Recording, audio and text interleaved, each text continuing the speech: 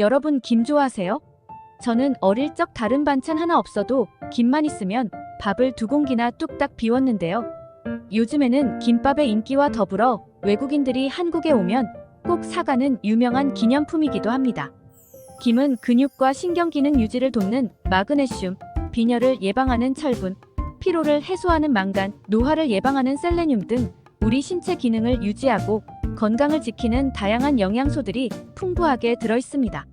그 중에서도 특히 뼈와 치아 건강을 좌우하는 칼슘 역시 해조류 중에서도 김이 가장 높은 것으로 나타났습니다. 공주대 식품영양학과에서 김, 미역, 다시마, 청각 등 해조류 11종의 영양 성분을 분석했더니 단백질 함량이 가장 높은 해조류가 김인 것으로 나타났으며 영양소의 거의 절반 수준이 단백질인 것으로 나타나 그야말로 소고기 못지않은 고단백 식품인 것으로 밝혀졌습니다. 하지만 이렇게 몸에 좋은 김도 어떤 음식과 어떻게 먹느냐에 따라서 내 몸에 보약이 될 수도 반대로 독이 될 수도 있다고 하는데요. 이번 시간에는 김을 먹었을 때 독이 되는 최악의 경우와 이와 반대로 김을 언제 어떻게 먹어야 가장 큰 효과를 볼 수 있는지 함께 알아보겠습니다. 안녕하세요. 새마을 정보입니다. 오늘은 아이부터 어른까지 남녀노소 누구나 좋아하는 국민 반찬, 김에 대해 이야기해 보겠습니다. 시작하기 전에 구독과 좋아요 감사합니다. 김이 독이 되는 경우 첫 번째, 도토리묵과 함께 먹는 것입니다. 탱글탱글하고 쫀득한 도토리묵에 김가루를 솔솔 뿌려 먹으면 정말 이만한 별미가 없는데요. 하지만 사실 김과 도토리묵을 같이 먹는 것은 건강에 그리 좋지 못한 궁합입니다. 도토리묵의 주재료인 도토리에는 아콘산이라는 성분이 풍부한데 이는 우리 몸속에 중금속을 비롯한 유해 물질을 배출해주고 도토리에 함유된 탄닌 성분은 노화를 유발하는 활성산소를 제거하면서 손상된 세포의 재생을 도와주며 세포 산화를 촉진하는 과산화 지질의 생성을 막아 노화를 예방해줍니다. 하지만 이때 바로 이 탄닌 성분이 김과는 최악의 궁합이 되는데요. 도토리묵의 탄닌 성분이 김의 철분과 만나게 되면 탄닌철이라는 결합물로 바뀌면서 체내에 흡수되지 않고 그대로 배출됩니다. 이때 탄닌철과 결합하고 배출되는 과정에서 우리 몸에 있던 철분까지 끌어당기기 때문에 빈혈이나 변비를 유발하기도 합니다.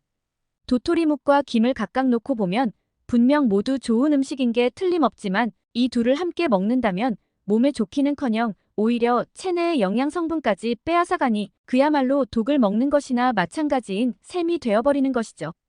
이를 해결할 수 있는 방법이 한 가지 있는데요. 대부분의 도토리묵은 별다른 열 처리 없이 바로 조리해서 먹는 경우가 많은데 조리하기 전에 도토리묵을 끓는 물에 한번 데쳐주면 됩니다. 도토리묵에 함유된 탄닌 성분은 수용성이고 열에 약하다는 특징이 있어 끓는 물에 1분 정도만 데쳐주면 대부분 파괴됩니다. 뿐만 아니라 끓는 물에 데친 도토리묵은 특유의 쓴맛이 제거되고 탱글탱글해져 식감 또한 더욱 좋아지게 됩니다. 이렇게 데친 도토리묵은 김과 같이 먹어도 크게 문제가 되지 않으니 맛있게 드시고 맛과 건강 모두 챙기시길 바랍니다. 김이 독이 되는 경우 두 번째는 바로 많은 양의 김을 먹는 것입니다. 김을 많이 먹는 것을 삼가해야 하는 이유는 몇몇 김에 들어있는 중금속 때문인데요. 김은 맹김으로도 먹고 밥 반찬으로도 먹고 각종 요리에 첨가해서 삼시세끼 다 챙겨 먹어도 부담 없이 즐길 수 있는 음식인데다 건강에 좋다고 알려져 있어 수시로 드시는 분들이 정말 많으시죠. 그러나 최근 전남 완도군 소안면 소재의 양식장 2곳과 신안군 암태면 소재 5곳, 중도면 소재 1곳, 총 8곳에서 생산된 물김에서 기준치를 초과한 중금속이 검출되는 일이 있었는데요.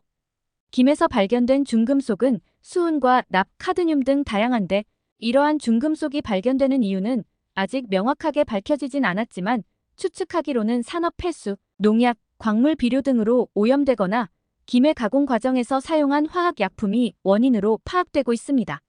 사실 해조류에서 중금속이 검출되는 일은 매년 끊임없이 발생되고 있는데요. 해조류는 기본적으로 바닷물에 함유된 영양분을 흡수하면서 성장하는데 이 과정에서 물속에 함유된 중금속까지 함께 흡수한다고 합니다. 이때 산업 폐기물, 수질오염, 해양오염 등에서 발생되는 중금속이 주된 원인 중 하나로 여겨지며 이러한 오염 물질은 해조류에 흡수되어 축적된다고 합니다. 이렇게 중금속이 많은 해조류를 지속적으로 섭취해서 몸에 쌓이게 되면 호흡곤란, 식욕부진, 심폐기능 부전, 신장병, 간손상, 생식기능장애, 알츠하이머성 치매 등 다양한 질병을 일으키고 폐암, 전립선암, 신장암 등 각종 암이 발생되는 원인이 되기도 합니다. 따라서 김과 같은 해조류를 지속적으로 많은 양을 먹는 것에 주의하고 하루 섭취량은 A4용지 크기 기준 2장 이내로만 드시는 것이 좋습니다. 김이 독이 되는 경우 세 번째는 바로 조미김을 먹는 것입니다. 김은 그냥 맹김을 구워 먹어도 맛있지만 참기름이나 들기름을 발라 약간의 소금을 가미해서 만든 조미김은 맛이 좋을 뿐만 아니라 기름과 함께 어우러져 영양적으로도 궁합이 좋은 식품인데요. 하지만 문제는 김에 발랐던 기름이 시간이 지나면서 서서히 산패되기 시작하고 이렇게 산패된 김을 섭취해서 우리 몸에 흡수되면 혈관 손상을 일으키는 범인이 된다는 것입니다. 김을 매번 먹을 때마다 기름을 바르고 굽기는 여간 번거로운 일이 아니기 때문에 보통은 한꺼번에 만들어 놓거나 시중에서 판매하는 조미김을 구매해서 먹는 경우가 대부분인데 이렇게 발라져 있던 기름은 공기나 햇빛으로 인해 맛과 성분이 변할 뿐만 아니라 우리 몸에 심각한 질병을 일으키는 유해 성분으로 바뀌게 됩니다. 경기도 보건환경연구원이 시중에서 유통 중인 조미김을 대상으로 개봉 후 보관 방법에 따른 품질 변화를 조사한 결과 시간이 지나면서 영양적 가치가 감소하고 눅눅한 냄새와 독성이 발생하는 것으로 나타났습니다. 뿐만 아니라 그동안 전 세계에서 수많은 실험을 통해 산패된 기름은 온몸에 염증을 일으키거나 동맥경화증, 간비대증, 간세포 괴사와 치매에 이어 세포 변이를 유발하여 암을 일으키는 등 수많은 질병의 원인이 되는 것으로 밝혀졌습니다. 그리고 또 한 가지 조미된 김뿐만 아니라 일반 김에서 보랏빛을 띈다면 섭취하지 않는 것이 좋은데요. 보라색으로 변한 김은 이미 산패했다는 신호이기 때문에 이러한 김은 버리기 아깝다고 먹지 마시고 과감히 버리는 것이 좋습니다.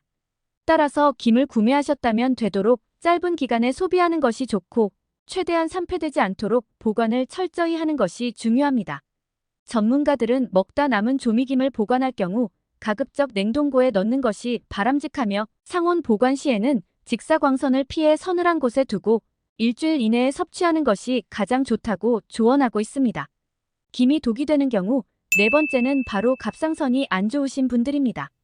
갑상선은 목 앞쪽에 위치한 나비 모양의 내분비 기관으로 여기에서 호르몬을 분비해 우리 몸의 거의 모든 장기와 조직에 작용하여 신진대사 성장 발달, 생식 정신 활동 등을 조절하는 중요한 역할을 합니다.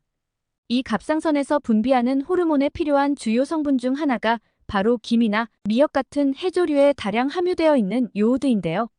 이 요오드는 우리 체내로 들어올 경우 필요한 양만큼만 흡수되고 나머지는 소변으로 배출되지만 갑상선에 문제가 있으신 분들이 김 같은 해조류를 많이 드실 경우 과잉 섭취된 요오드로 인해 갑상선 기능 저하증, 갑상선염 또는 갑상선암으로 이어질 수 있기 때문에 반드시 주의가 필요합니다.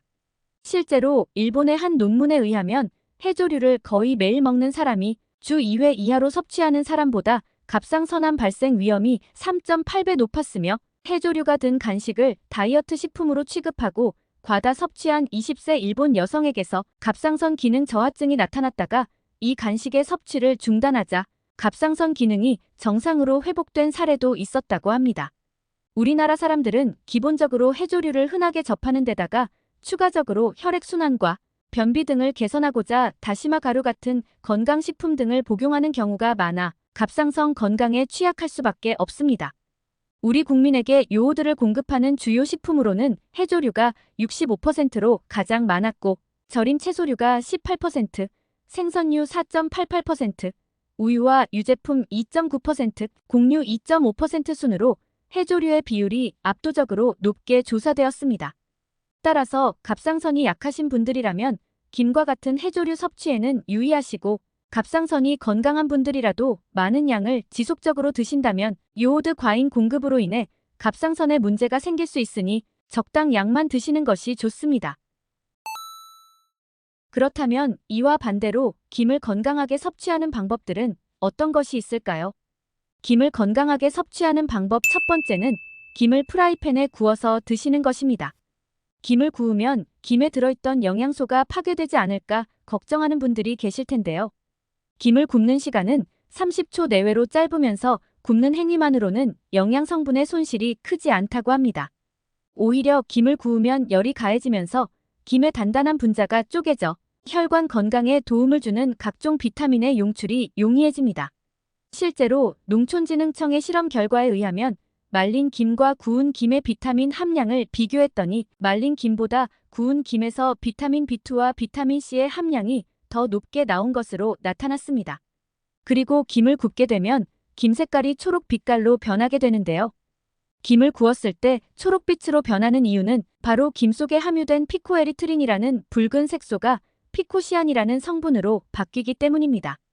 이 피코시안 성분은 대사증후군으로 인한 혈관 기능 장애와 관련된 질환을 예방하는 데 도움을 주는 성분이라고 합니다.